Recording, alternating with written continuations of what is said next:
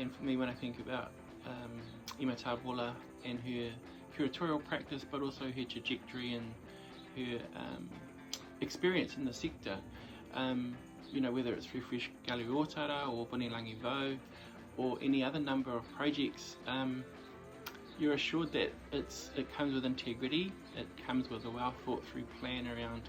It's almost like it's a bit of a snapshot of the sector and what's going on at any given time.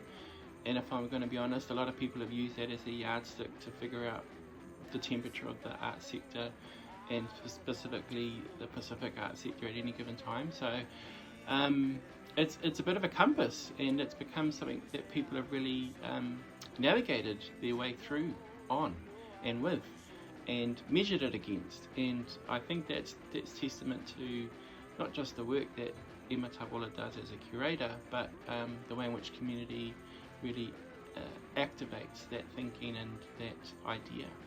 And so when you think about the artists that have been part of that whole movement and benefited from that, it's quite a rich legacy, and it really speaks to that passion and that vision.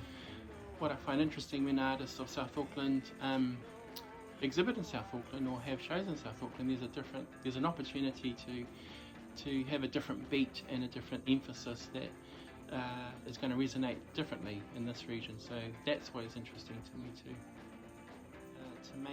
To make art and to be an artist is sort of not even secondary. It's like the third or fourth or fifth thing in a list of priorities, just to live and just to be. And so it sort of becomes quite precious.